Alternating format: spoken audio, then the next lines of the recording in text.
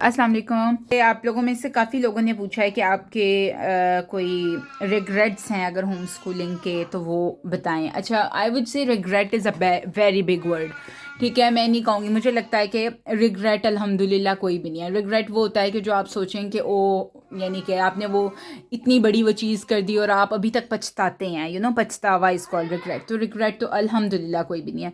लेकिन अगर मैं मिस्टेक्स की बात करूँ तो हाँ, कुछ ना कुछ मिस्टेक्स हुई भी होंगी जो मैंने की हैं। और लेकिन वो मिस्टेक्स भी जो हैं मैंने उनसे लर्न किया। ठीक है, तो वो अगर मिस्टेक्स थी भी तो एक वो लर्निंग प्रोसेस था, तो वो मैं आपके साथ शेयर करती हूँ। कुछ जो मेरे जहन में भी आ रही थी जो शायद आप लोग अगर हो सके तो वो ना करें।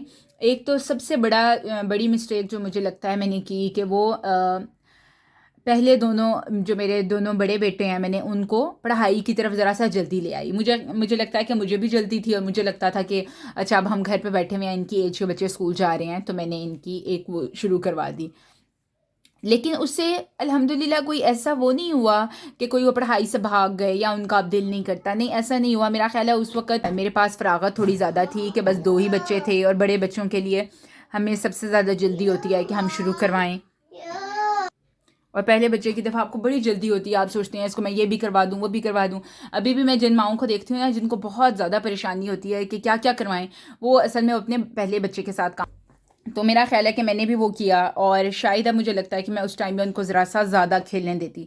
तो अब जो थर्ड वन है अब्दुल मुईद को तकरीबन मैंने 5 साल का हुआ है तो मैंने उसको हल्का-फुल्का स्टार्ट कराया है और उसके अभी तक भी मैंने कोई फ़ोल्डर नहीं बनाए हुए। मेरा और अब्दुल मुईद का कोई प्रॉपर टाइम टेबल नहीं है। बाज़ दफ़ा वो पूरा-पूरा दिन कुछ भी नहीं करता। अभी वो हालाँकि 6 साल का होने वाला है। तो लेकिन कुछ चीज़ें हैं वो बड़े बच्चों को देख-देख के लर्न कर रहा है। लेकिन ये है कि प्रॉपर शेड्यूल और ये सारी चीज़ें आई गेस मैं अभी भी शायद 6 मोर मंथ्स ले जाऊंगी कि वो एटलीस्ट 6.5 का हो जाए तो। और ये चीज़ मुझे बड़ी अच्छी लगी है कि मैंने जितना उसको फ्री टाइम दिया है उसकी ड्राइंग स्किल जो है ना बड़े अच्छे से सामने आ रही है। शायद मैं उसके ऊपर प्रेशर डाल के रखती और मैं उसको और चीज़ें ज़्यादा वगैरह करवाना शुरू कर देती और मैं ख़ुद भी तंग होती क्योंकि मैं बड़े दोनों बच्चों को भी पढ़ा रही हूँ और मैं उसको भी तंग कर रही होती।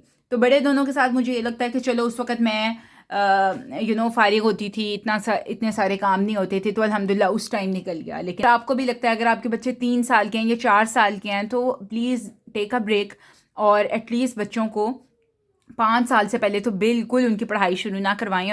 अच्छा, उसके अलावा जो है वो एक और मिस्टेक जो मुझे अभी याद आती है वो ये है कि मैंने स्टार्ट में ऐसे होता था कि मैंने बच्चों का टाइम टेबल बनाया होता था और it was like strict one. और अल्हम्दुलिल्लाह मैंने इस टाइम टेबल को बहुत ज़्यादा अरसे नहीं चलाया और वो ये था कि मैंने ये रखा हुआ था कि अच्छा रोज़ सुबह उठ के पहले हमने कुरान करना है, फिर हमने मैथ्स करना है, फिर हमने यानी टक टक टक मैंने एक को रखा हुआ था जिससे वो मुझे एहसास हुआ कि बच्चे बहुत बोर होना शुरू हो गए हैं।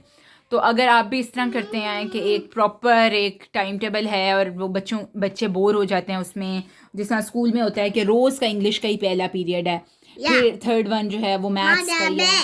अगर आगे पीछे चीज़ों को शफल करें, बच्चों के मूड के हिसाब से चलें तो वो चीज़ जो है वो बहुत ज़्यादा अच्छी हो जाती है। तो आई लर्न दैट कि ये चीज़ है बहुत बड़ी बात है जिसको मैं लेके शुक्र है कि मैंने कोई बहुत बड़ी गलती नहीं की इस चीज़ को लेके और मैं बिल्कुल ऑपोजिट रोड के ऊपर नहीं चल पड़ी। लेकिन कहीं ना कहीं ये चीज़ जो है ना मैं फ़ील किया करती थी जो कि मैं अब नहीं करती। और वो सबसे बड़ी ये चीज़ है कि कभी भी किसी दूसरे की फैमिली दूसरी होम स्कूलिंग फैमिली को देख के एग्जैक्टली उसको कॉपी ना करना शुरू कर दें कि अच्छा वो ये कर रहे हैं तो मैं भी यही करूँ। अगर वो जियोग्राफी और ये चीज़ें लेके चल रहे हैं तो शायद मैंने भी यही करानी है। ये एक बहुत इंपॉर्टेंट चीज़ है होम स्कूलिंग में कि जो आपके बच्चे करना चाह रहे हैं, जो आपकी फैमिली वैल्यूज़ के मुताबिक है, जो आपके घर के माहौल को सूट करती हैं, वो चीज़ें करें। अगर आपको लगता है कि जिस तरह कुछ मम्स ऐसी भी हैं जो वर्किंग वुमेन हैं और वो शाम को स्कूलिंग करवाती हैं तो ठीक है, वो उनको वैसे सूट करता है। अब अगर हम कहें कि नहीं सुबह उठते साथ तो जो सुबह का पड़ा हुआ होता है वो कभी नहीं भूलता और ये क्या बच्चे वो कर रहे हैं, लेकिन बात यह है कि उनकी फैमिली का माहौल बिल्कुल डिफरेंट है। माँ बाप ऑफिस चले जाते हैं, उनके घर का माहौल अलग है। अब उस माँ को खुद पता है कि उसने सुबह के टाइम में क्या करवाना है और शाम के टाइम में क्या करवाना है। दैट्स वाई मैं आपको अक्सर यही कहती हूँ कि जस्ट डोंट से कि जिस तरह अक्सर मुझे मैसेज, अगर मेरी एक वीडियो आती है उसके फ़ौरन बाद से मुझे ये मैसेजेस आना शुरू हो जाते हैं कि अच्छा आपने जो ये करवाया हमने कभी भी नहीं करवाया। तो एग्जैक्टली ऐसी ही बात है, क्या पता आप कितनी चीज़ें करवा रही होंगी जो मैं नहीं करवा रही होंगी। तो बट हैव दिस कॉन्फिडेंस कि जो आप करवा रहे हैं वो इंशाल्लाह आप लोगों के हिसाब से सही है, और जो मैं करवा रही हूँ वो मेरे हिसाब से सही है। जिस तरह अब पौधे वगैरह करना, गार्डनिंग करना, ये एक बहुत हेल्दी हैबिट है। लेकिन मे बी किसी का घर ही इतना छोटा हो, वो किसी छोटे से अपार्टमेंट में रहता हो, और क्या पता उसके पास छत भी ना हो, वो किसी बिल्डिंग में रहता हो और वो नहीं कर पाता हो गार्डनिंग, और वो बंदा ये सोच रहा है कि ओहो मैं गार्डनिंग नहीं कर पाया और वो उसके बच्चे गार्डनिंग कर रहे हैं, तो ये एक बहुत अच्छी हैबिट है।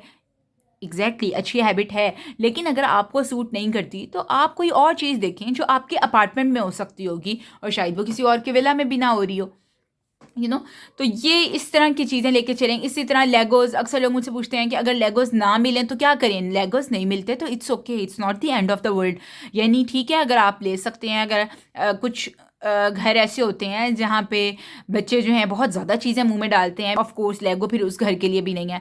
कोई घर ऐसा भी हो सकता है कि लेगो ऑफ कोर्स थोड़ा सा एक्सपेंसिव साइड पे चले जाते हैं, if you can not purchase it, अगर आपके लिए सूटेबल नहीं है अभी तो इट्स ओके। आप लेगो बेसिकली क्या करते हैं, लेगो क्रिएटिविटी बढ़ाते हैं और लेगो आपको लंबे टाइम तक बिजी रखते हैं। तो ये दोनों चीज़ें तो आप मिट्टी में भी बैठ के खेलें तो वो आपको बिजी भी रखेगी और आपकी क्रिएटिविटी भी बढ़ेगी। बच्चे कुआं खोदेंगे, बच्चे पानी लेके जाएंगे, और यानी मे बी उनको कोई रॉक मिले, कोई वो साइकिल ट्रैक बनाना चाहें, बहुत सारी चीज़ें ऐसी हैं। लेकिन जस्ट डोंट डू दैट कि जो कोई कर रहा है एग्जैक्टली उसी को ही आप कॉपी करना शुरू कर दें। You just got the idea कि आपने फ्रीडम देते हुए माहौल प्रोवाइड करना है। एक और गलती आई रिमेंबर जो मैंने की हुई है, वो मैं बच्चों को इंडिपेंडेंट वर्क नहीं करवाया करती थी। या मैंने मैथ्स करवाना है तो मैं बच्चों के सर पर बैठी हुई हूँ, इंग्लिश करवाना है तो मैं इनको डिक्टेट कर रही हूँ।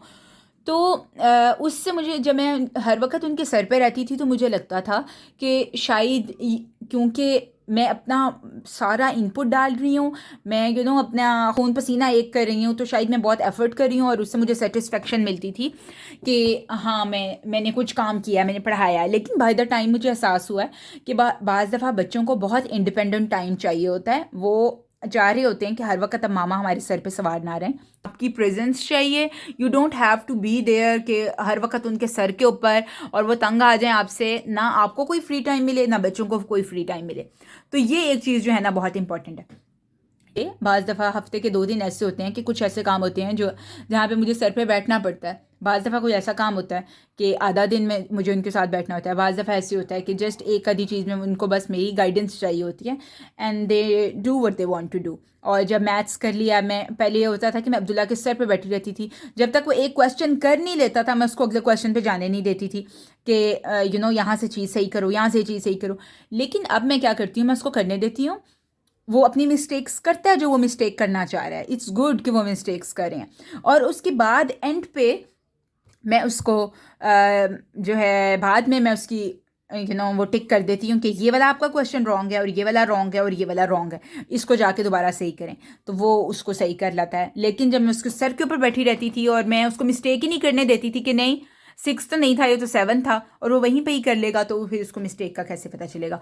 तो थोड़ा सा डिस्टेंस रखें अपने और बच्चों में, इतना भी सर पे सवार ना हो जाएं और इतना भी ज़्यादा डिस्टेंस ना कर लें कि आपको पता ही ना चले कि बच्चे कर क्या रहे हैं। जस्ट स्टे अराउंड देम, और बस उनको थोड़ी सी गाइडेंस मिलती रहे, एक एनवायरनमेंट मिलता रहे, और इंशाल्लाह वो they will grow on their own इंशाल्लाह।